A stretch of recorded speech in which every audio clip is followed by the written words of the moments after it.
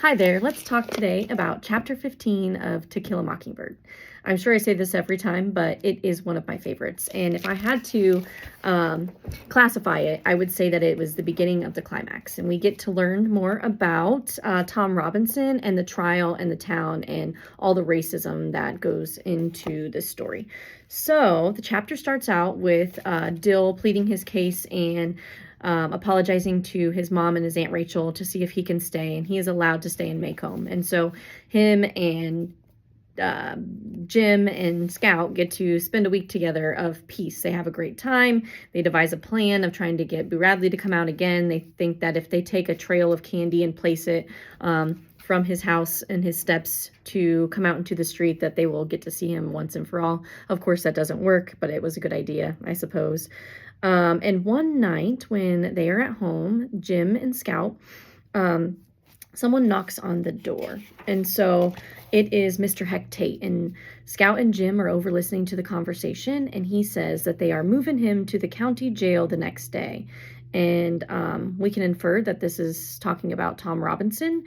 And Heck Tate, he is a sheriff, and he's a little bit worried about what some of the people might do, if they might bother him, because he has to spend the night in the jail in town. And so he is worried. And Atticus says, don't be foolish. It's just Maycomb. These people are our friends. These are people we know. And so he goes, well, the trial's on Monday, and so he's going to have to stay there.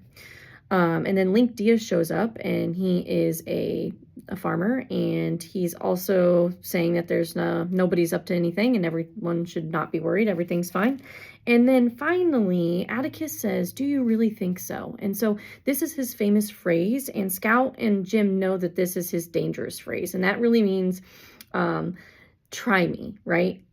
He says, do you really think so, when he's playing chess with the kids and they're going to make the wrong move? Or do you really think so when he knows the answer to something that they don't and they're going to be wrong? And so Scout's ears perk up, and she's like, something's weird about this, because Atticus seems to know something that the sheriff and the other people in the town don't know.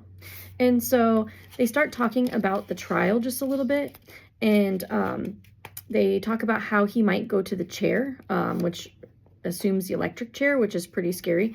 But no one's going to know until the trial's over. And Atticus says that he is going to tell the truth. And so Link Diaz, the farmer, says, well, I can't believe you took this on. Why would you do that? You're basically, ending your career, and it's a bad move. And so he says, I have to take it on. And then Jim is really worried. Once all these men leave and Atticus closes the door, Jim's worried about his dad. He's worried about Atticus, and he says, those men were after you, weren't they? And Atticus goes, no, son, those are my friends. Those are our friends.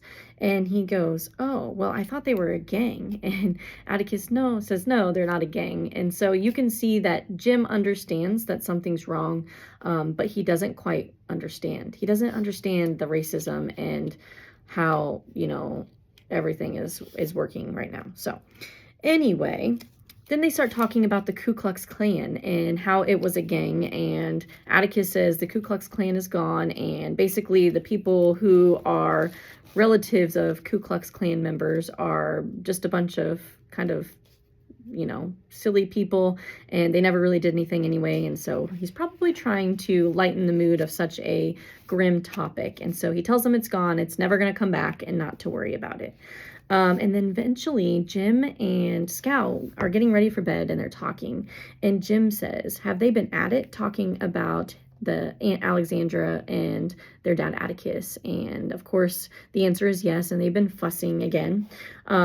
And she won't leave him alone. Aunt Alexandra will not leave Atticus alone about Tom Robinson, because she doesn't think that he should be defending them like most of the rest of the town, right? They all know Atticus is a good man, and nobody really deserves to get what he's about to get from the town.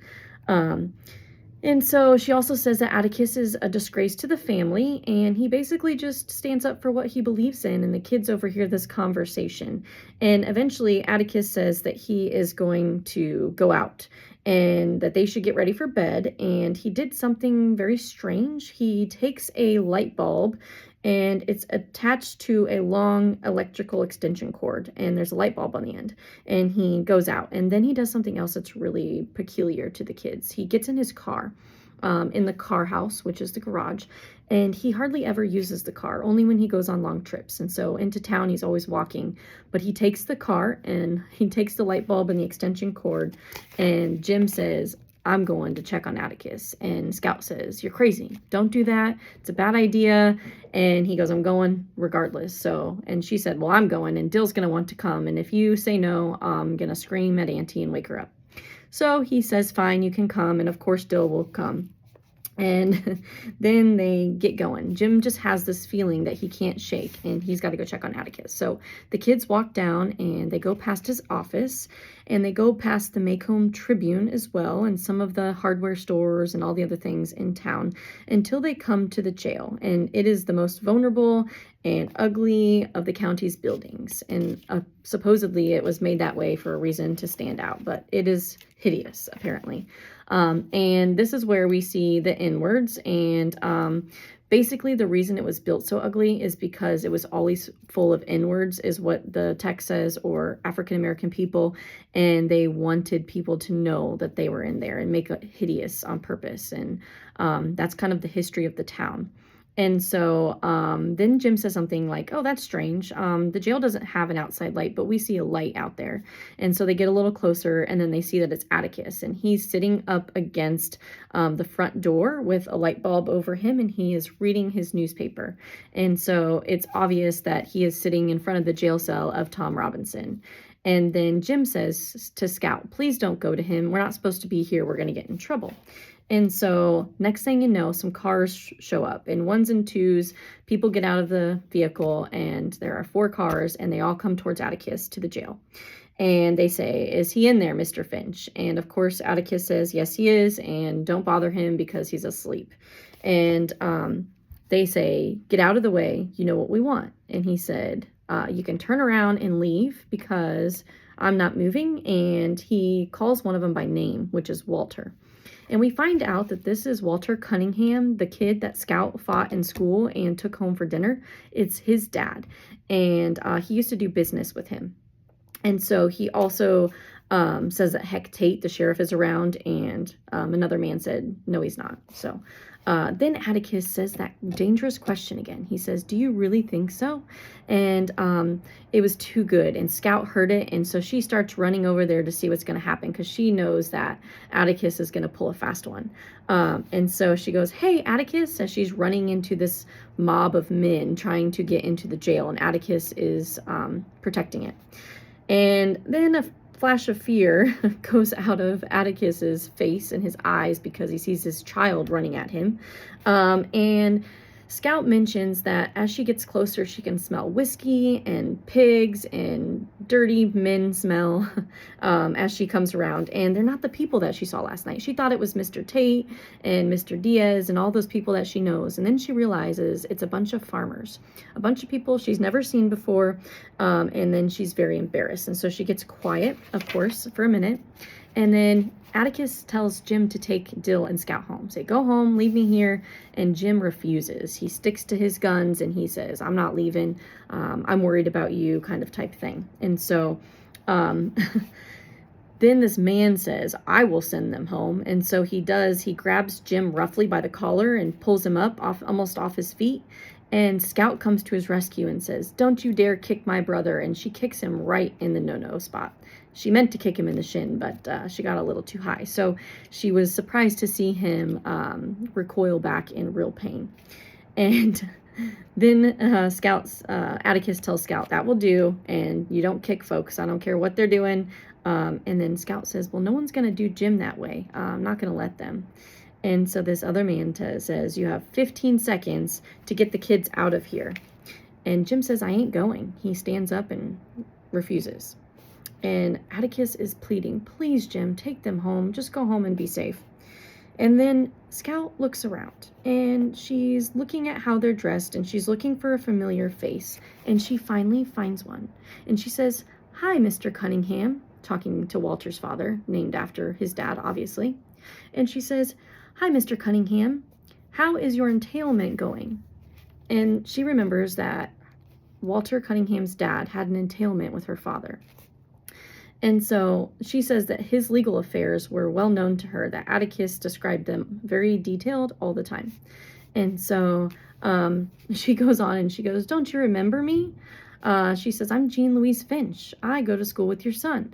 You probably have heard of me once. You brought us hickory nuts one time, remember?" And then she she goes, "I go to school with Walter. And how is he? Is he doing well, sir?" And of course, Mr. Cunningham is ignoring her. He is trying not to respond. She goes on and she says that they're in the same grade and that he does very well and he's a nice boy. And that she took him home for dinner one time and that they had a nice time and a good conversation. And then she finally says, "Please tell him I said hi, won't you?" And it takes a few seconds, but he finally says, "I will tell him, hey, little lady." And then he goes ahead and tells all the men to move on out. There's nothing here for them to see, and they clear out, and then they go home. And Scout ends up saving the day. She didn't even know that she did, and Atticus, even though he won't admit it, is really glad that they stayed. But then Mr. Underwood come out, and Mr. Hecate, they're all there, and they're like, "We had you covered the whole time. We were just waiting to see what was going to happen." And finally, Atticus and Jim and Dill and Scout walk home. And on the way, Atticus is massaging Jim's hair, and they're having a good old time. So that's the chapter, and it's super exciting.